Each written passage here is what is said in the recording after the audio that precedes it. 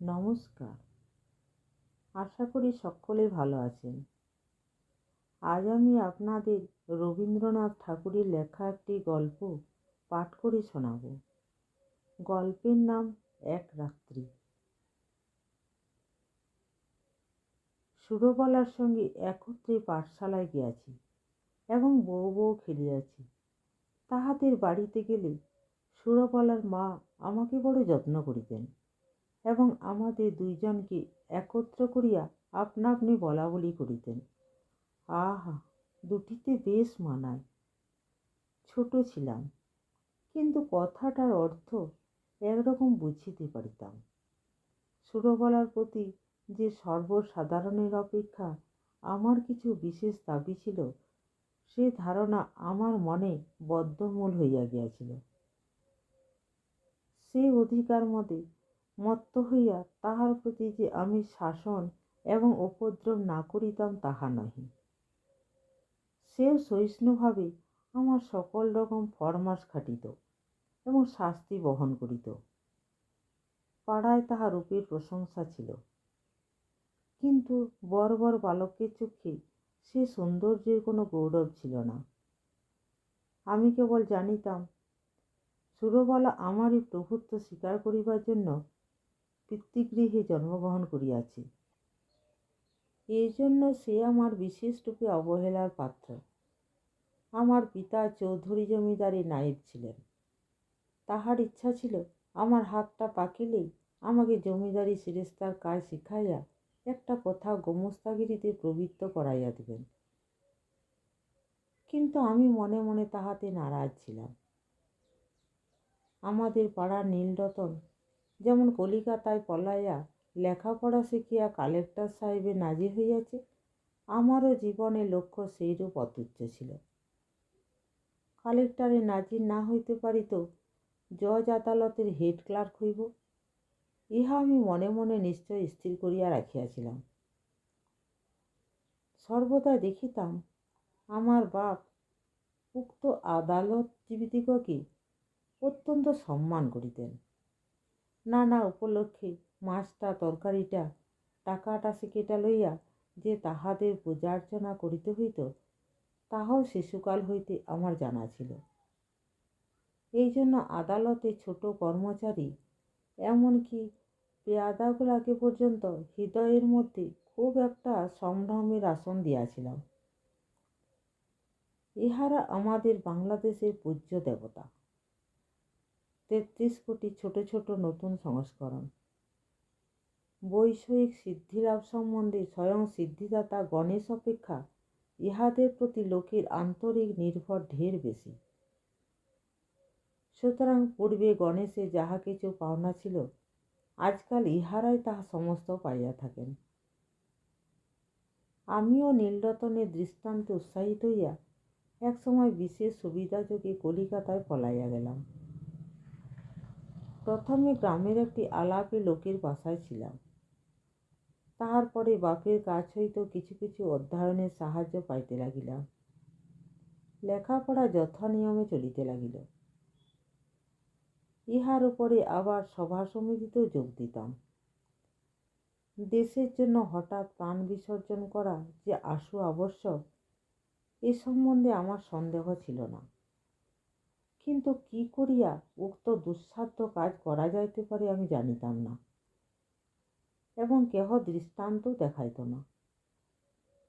কিন্তু তাহা বলিয়া উৎসাহের কোনো ত্রুটি ছিল না।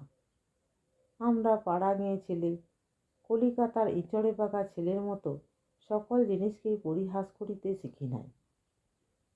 সুতরাং আমাদের নিষ্ঠা অত্যন্ত দৃঢ় ছিল। আমাদের সভার কর্তৃপক্ষীয়রা বক্তৃতা দিতেন, আর আমরা চাঁদার খাতা লইয়া না খাইয়া দুপুর রৌদ্রে টোটো করিয়া বাড়ি বাড়ি ভিক্ষা করিয়া বেড়াইতাম। রাস্তার ধারে দাঁড়াইয়া বিজ্ঞাপন বিলি করিতাম। সভাস্থলে গিয়া বেঞ্চি চৌকি সাজাইতাম। দলপতি নামে কেহ একটা কথা বলিলে কোমর বাঁধিয়া মারামারি করিতে উদ্যত হইতাম। শহরের ছেলেরা এইসব লক্ষণ দেখিয়া আমাদিগকে বাঙাল বলিত। নাজির সেরেস্তাদার হইতে আসিয়াছিলাম, কিন্তু মার্চিনে গ্যারিবল্ডি হইবার আয়োজন করিতে লাগিলাম। এমন সময় আমার পিতা এবং সুরবালার পিতা একমত হইয়া সুরবালার সহিত আমার বিবাহের জন্য উদ্যোগী হইলেন। আমি 15 বছর বয়সের সময় কলিকাতায় পলাইয়া আসিয়াছি। তখন সুরবালার বয়স 8, এখন আমি 18। পিতার মতে আমার বিবাহের বয়স ক্রমে উত্তীর্ণ হইয়া যাইতেছি, কিন্তু এদিকে আমি মনে মনে প্রতিজ্ঞা করিয়াছি আজীবন বিবাহ না করিয়া স্বদেশের জন্য মরিব। বাপকে বলিলাম, বিদ্যাভার সম্পূর্ণ সমাধান না করিয়া বিবাহ করিব না। 2-4 মাসের মধ্যে খবর পাইলাম উকিল রামলোচনবাবুর সহিত সুরবালার বিবাহ হইয়া গিয়াছে। পতিত ভারতে চাঁদা আদায় কার্যে ব্যস্ত ছিলাম। এ সংবাদ অত্যন্ত তুচ্ছ বোধ হইল। এন্ট্রেন্স পাস করিয়াছি, ফার্স্ট আর্টস দিব। এমন সময় পিতার মৃত্যু হইল। সংসারে কেবল আমি একা নই, মাতা এবং 2টি ভগিনী আছেন। সুতরাং কালেজ ছাড়িয়া কাজের সন্ধানে ফিরিতে হইল। বহু চেষ্টায় নোয়াখালী বিভাগের একটা ছোট শহরে এন্ট্রেন্স স্কুলে সেকেন্ড মাস্টারি পদ প্রাপ্ত হইলাম। মনে করিলাম আমার উপযুক্ত কাজ পাইয়াছি। উপদেশ এবং উৎসাহ দিয়া এক একটি ছাত্রকে ভাবি ভারতের এক একটি সেনাপতি করিয়া তুলিব। কাজ আরম্ভ করিয়া দিলাম। দেখিলাম ভাবি ভারতবর্ষ অপেক্ষা আসন্ন এক্সামিনের তাড়া ঢের বেশি। ছাত্রদিগকে গ্রামার, অ্যালজেব্রার বহির্ভূত কোনো কথা বলিলে হেডমাস্টার রাগ করে। মাস 2-এর মধ্যে আমারও উৎসাহ নিস্তেজ হইয়া আসিল। আমাদের মতো প্রতিভাহীন লোক ঘরে বসিয়া নানারূপ কল্পনা করে। অবশেষে কার্যক্ষেত্রে নামিয়া ঘাড়ে লাঙ্গল বহিয়া পশ্চাৎ হইতে লেজমলা খাইয়া নত শিরে সহিষ্ণুভাবে প্রাত্যহিক মাটি ভাঙার কাজ করিয়া সন্ধ্যাবেলায় 1 পেট জাবনা খাইতে পাইলেই সন্তুষ্ট থাকে। লম্পে ঝম্পে আর উৎসাহ থাকে না। অগ্নিদাহের আশঙ্কায় একজন করিয়া মাস্টার স্কুলের ঘরেতেই বাস করিত। আমি একা মানুষ, আমারই উপরে সেই ভার পড়িয়াছিল। স্কুলের বড় 8 চালার সংলগ্ন একটি চালায় আমি বাস করিতাম। স্কুলঘরটি লোকালয় হইতে কিছু দূরে একটি বড় পুষ্করণীর ধারে। চারিদিকে সুপারি, নারিকেল এবং মাদারের গাছ, এবং স্কুলগৃহের প্রায় গায়েই 2টা প্রকাণ্ড বৃদ্ধ নিম গাছ গায়ে গায়ে সংলগ্ন হইয়া ছায়াদান করিতেছে। একটা কথা এতদিন উল্লেখ করি নাই, এবং এতদিনে উল্লেখযোগ্য বলিয়া মনে হয় নাই। এখানকার সরকারি উকিল রামলোচন রায়ের বাসা আমাদের স্কুল ঘরের অনতি দূরে, এবং তাহার সঙ্গে তাহার স্ত্রী আমার বাল্যসখী সুরবালা ছিল, তাহা আমার জানা ছিল। রামলোচনবাবুর সঙ্গে আমার আলাপ হইল। সুরবালার সহিত বাল্যকালে আমার জানাশোনা ছিল, তাহা রামলোচনবাবু জানিতেন কিনা জানি না।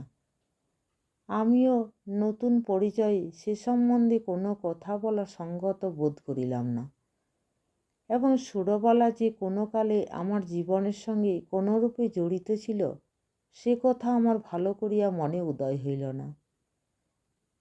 একদিন ছুটির দিনে রামলোচনবাবুর বাসায় তাহার সহিত সাক্ষাৎ করিতে গিয়াছি। মনে নাই কি বিষয়ে আলোচনা হইতেছিল। বোধ করি বর্তমান ভারতবর্ষের দুরবস্থা সম্বন্ধে। তিনি যে সেজন্য বিশেষ চিন্তিত এবং ম্রিয়মাণ ছিলেন তাহা নহে, কিন্তু বিষয়টা এমন যে তামাক টানিতে টানিতে এ সম্বন্ধে ঘণ্টা খানেক দেড়েক অনর্গল শখের দুঃখ করা যাইতে পারে। এমন সময় পাশের ঘরে অত্যন্ত মৃদু একটু চুড়ির টুংটাং, কাপড়ের একটুখানি খসখস এবং পায়ের একটুখানি শব্দ শুনিতে পাইলাম। বেশ বুঝিতে পারিলাম জানালার ফাঁক দিয়া কোনো কৌতূহলপূর্ণ নেত্র আমাকে নিরীক্ষণ করিতেছে। তৎক্ষণাৎ দুখানি চোখ আমার মনে পড়িয়া গেল। বিশ্বাস, সরলতা এবং শৈশব প্রীতিতে ঢলঢল দুখানি বড় বড় চোখ, কালো কালো তারা, ঘন কৃষ্ণ পল্লব, স্থির স্নিগ্ধ দৃষ্টি। সহসা হৃৎপিণ্ডকে কে যেন একটা কঠিন মুষ্টির দ্বারা চাপিয়া ধরিল এবং বেদনায় ভিতরটা টনটন করিয়া উঠিল। বাসায় ফিরিয়া আসিলাম, কিন্তু সেই ব্যথা লাগিয়া রহিল। লিখি, পড়ি, যাহা করি, কিছুতে মনের ভার দূর হয় না। মনটা সহসা একটা বৃহৎ বোঝার মতো হইয়া বুকে শিরা ধরিয়া দুলিতে লাগিল। সন্ধ্যাবেলা একটু স্থির হইয়া ভাবিতে লাগিলাম, এমনটা হইল কেন? মনের মধ্য হইতে উত্তর আসিল, তোমার সে সুরবালা কোথায় গেল? আমি প্রত্যুত্তরে বলিলাম, আমি তো তাহাকে ইচ্ছা করিয়া ছাড়িয়া দিয়াছি। সে কি চিরকাল আমার জন্য বসিয়া থাকিবে? মনের ভিতরে কে বলিল, তখন যাহাকে ইচ্ছা করিলেই পাইতে পারিতে, এখন মাথা খুঁড়িয়া মরিলেও তাহাকে একবার চক্ষে দেখিবার অধিকারটুকুও পাইবে না। সেই শৈশবে সুরবালা তোমার যত কাছেই থাকুক, তাহার চুড়ির শব্দ শুনিতে পাও, তাহার মাথা ঘষার গন্ধ অনুভব করো, কিন্তু মাঝখানে বরাবর একখানি করিয়া দেওয়াল থাকিবে। আমি বলিলাম, তা থাক না, সুরবালা আমার কে? উত্তর শুনিলাম, সুরবালা আজ তোমার কেহই নয়, কিন্তু সুরবালা তোমার কি না হইতে পারিত? সে কথা সত্য, সুরবালা আমার কি না হইতে পারিত। আমার সবচেয়ে অন্তরঙ্গ, আমার সবচেয়ে নিকটবর্তী, আমার জীবনের সমস্ত সুখ দুঃখ ভাগিনী হইতে পারিত। সে আজ এত দূর, এত পর, আজ তাহাকে দেখা নিষেধ, তাহার সঙ্গে কথা কওয়া দোষ, তাহার বিষয়ে চিন্তা করা পাপ। আর একটা রামলোচন কোথাও কিছু নাই, হঠাৎ আসিয়া উপস্থিত, কেবল গোটা দুয়েক মুখস্থ মন্ত্র পড়িয়া সুরবালাকে পৃথিবীর আর সকলের নিকট হইতে এক মুহূর্তে ছো মারিয়া লইয়া গেল। আমি মানব সমাজে নূতন নীতি প্রচার করিতে বসি নাই, সমাজ ভাঙিতে আসি নাই, বন্ধন ছিঁড়িতে চাই না। আমি আমার মনের প্রকৃত ভাবটা ব্যক্ত করিতেছি মাত্র। আপন মনে যে সকল ভাব উদয় হয়, তাহার কি সবই বিবেচনা সঙ্গত? রামলোচনের গৃহভিত্তির আড়ালে যে সুরবালা বিরাজ করিতেছিল, সে যে রামলোচনের অপেক্ষা বেশি করিয়া আমার, এ কথা আমি কিছুতেই মন হইতে তাড়াইতে পারিতেছিলাম না। এরূপ চিন্তা নিতান্ত অসঙ্গত এবং অন্যায়, তাহা স্বীকার করি, কিন্তু অস্বাভাবিক নহে। এখন হইতে আর কোনো কাজে মনঃসংযোগ করিতে পারি না। দুপুরবেলায় ক্লাসে যখন ছাত্রীরা গুনগুন করিতে থাকিত, বাহিরে সমস্ত ঝাঁঝাঁ করিত, ঈষৎ উত্তপ্ত বাতাসে নিম গাছের পুষ্পমঞ্জরির সুগন্ধ বহন করিয়া আনিত, তখন ইচ্ছা করিত, কি ইচ্ছা করিত জানি না, এই পর্যন্ত বলিতে পারি, ভারতবর্ষের এই সমস্ত ভাবী আশাস্পদ দিগের ব্যাকরণের ভ্রম সংশোধন করিয়া জীবনযাপন করিতে ইচ্ছা করিত না। স্কুলে ছুটি হইয়া গেলে আমার বৃহৎ ঘরে একলা থাকিতে মন টেকিত না, অথচ কোনো ভদ্রলোক দেখা করিতে আসিলেও অসহ্য বোধ হইত। সন্ধ্যাবেলায় পুষ্করিণীর ধারে সুপারি নারিকেলের অর্থহীন মর্মরধ্বনি শুনিতে শুনিতে ভাবিতাম, মনুষ্য সমাজ একটা জটিল ভ্রমের জাল। ঠিক সময়ে ঠিক কাজ করিতে কাহারও মনে পড়ে না, তাহার পরে ব্যাঠিক সময়ে ব্যাঠিক বাসনা লইয়া অস্থির হইয়া মরে। তোমার মতো লোক সুরবালার স্বামীটি হইয়া বুড়া বয়স পর্যন্ত বেশ সুখে থাকিতে পারিত। তুমি কিনা হইতে গেলে গ্যারিবাল্ডি এবং হইলে শেষে একটি পাড়া গিয়ে স্কুলের সেকেন্ড মাস্টার। আর রামলোচন রায় উকিল। তার বিশেষ করিয়া সুরবালারই স্বামী হইবার কোনো জরুরি আবশ্যক ছিল না। বিবাহের পূর্ব মুহূর্ত পর্যন্ত তাহার পক্ষে সুরবালাও যেমন ভবশঙ্করীও তেমন। সেই কিনা কিছুমাত্র না ভাবিয়া চিন্তিয়া বিবাহ করিয়া সরকারি উকিল হইয়া দিব্য 5 টাকা রোজগার করিতেছে। যেদিন দুধে ধোঁয়ার গন্ধ হয় সেদিন সুরবালাকে তিরস্কার করে। যেদিন মন প্রসন্ন থাকে সেদিন সুরবালার জন্য গহনা করাইতে দেয়। বেশ মোটাসোটা চাপকান পরা, কোনো অসন্তোষ নাই। পুষ্করিণীর ধারে বসিয়া আকাশে তারার দিকে চাহিয়া কোনো দিন হা হতাশ করিয়া সন্ধ্যা যাপন করে না। রামলোচন একটা বড় মকদ্দমায় কিছুকালের জন্য অন্যত্র গিয়াছে। আমার স্কুল ঘরে আমি যেমন একলা ছিলাম, সেদিন সুরবালার ঘরেও সুরবালা বোধ করি সেইরূপ একা ছিল। মনে আছে, সেদিন সোমবার। সকাল হইতে আকাশ মেঘাচ্ছন্ন হইয়া আছে।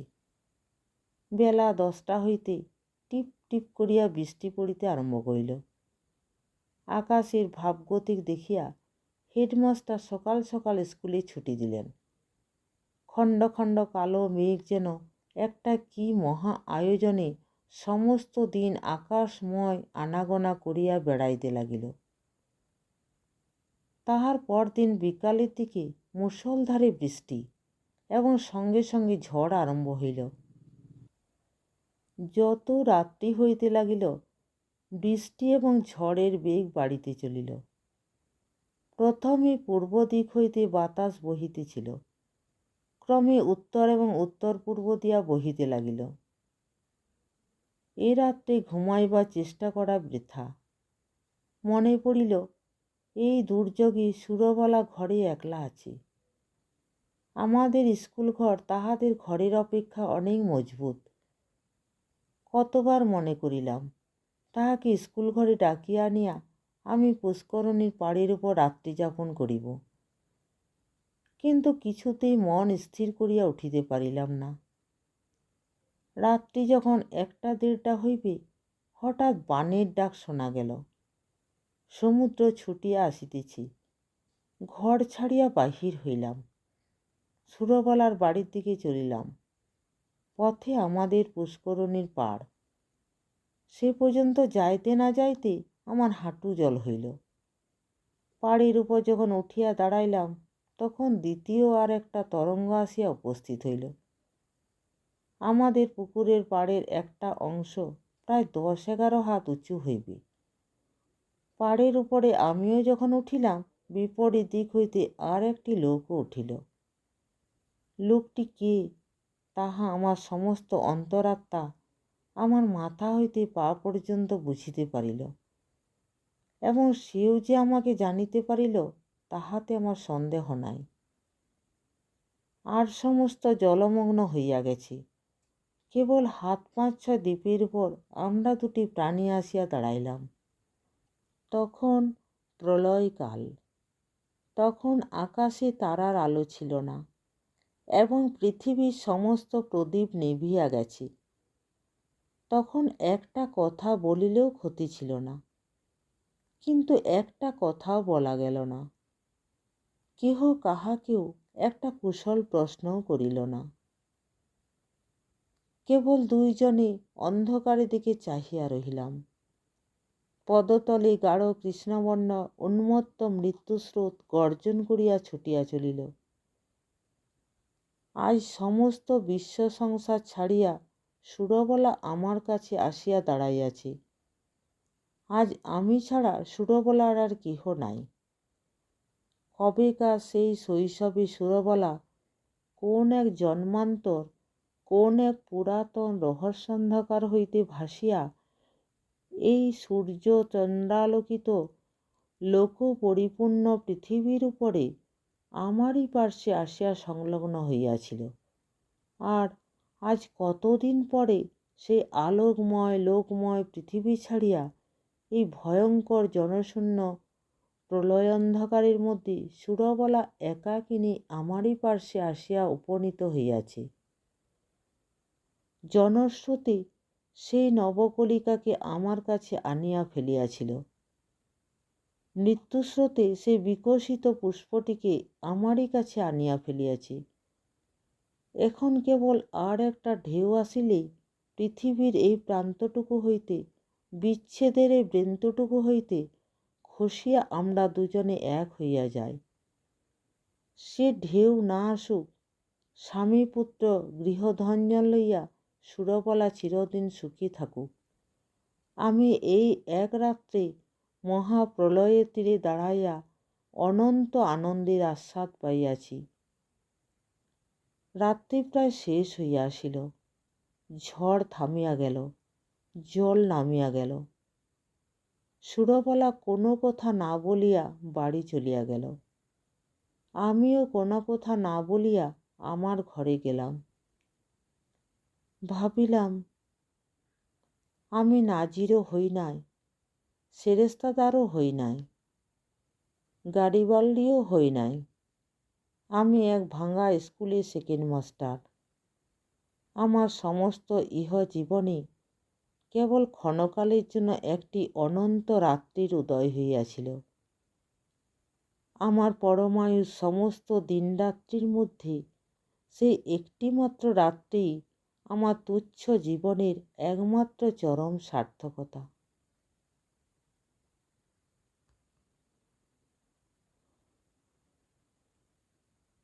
গল্প এখানেই শেষ। ধন্যবাদ। ভালো থাকবেন।